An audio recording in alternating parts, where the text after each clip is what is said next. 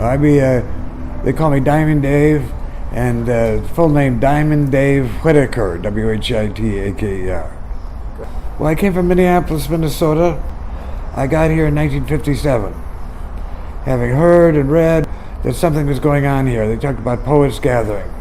They talked about a bohemian enclave growing. In fact, the guy who wrote the article, Kenneth Rexroth. One day I was I was in the high school library, and where I'd spend a lot of my time reading magazines, and teachers would say, you don't have to go to class, you can spend it in the library.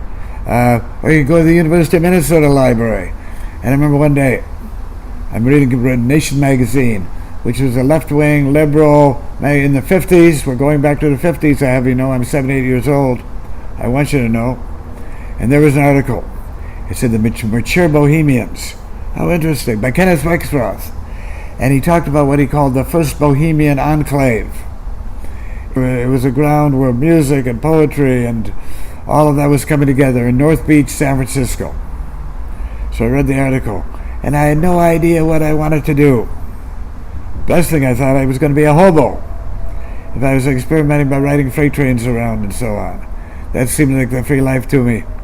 So when I found out by Kenneth Rexroth that all he had to do was come to San Francisco and it was happening there, poetry readings, all-night parties, poetry reading, all-night parties, pot smoking, all of that, I said, that's where I want to be. So I put my thumb out, and soon I was in San Francisco, walking up Grant Avenue, walking up Columbus, and he had mentioned Say Lights Bookstore, Lawrence Ferlinghetti, and this was the place. And soon there I was standing in front of Say Lights Bookstore. I made it.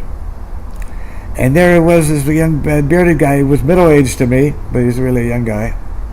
Looking back at it now, he's early 30s. And he was putting copies of Howl back on the shelf. What's this? And so I walked in. I said, I just come to town. I've come to join North Beach. Here I am.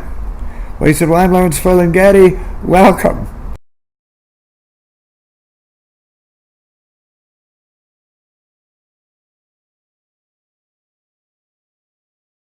I cast a wide net. I find that common thread.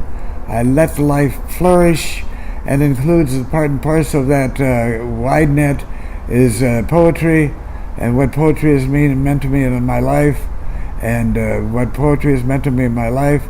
The poets I've known, the places I've been, but so it is part of the woof and woof, the woof and woof of my life for sure. And how I say it, what I do, and my spontaneous response to the world, and also from time to time when I do sit down and let a poetry come. My mother and my father really introduced poetry to me at a very early age, and even to this day, I can remember me sitting there, going to get the book. I must have been 5 or 6 years old, running to get the book, and I'd sit down and he'd read the poems to me. And so poetry came to me really early. Okay, poetry is the dance of life for me. Poetry is the warp and woof of existence for me. Poetry is the summing up. Poetry is the bringing together. The beat of life. Poetry is the rhythm of life. I think I said it. Poetry is the self-expression. Not only what you're saying, but how you're saying it. But not only what you say, but how you say. So there it be. That's what poetry is to me. Poetry is the appreciation of what others have done. Poetry is to bring originality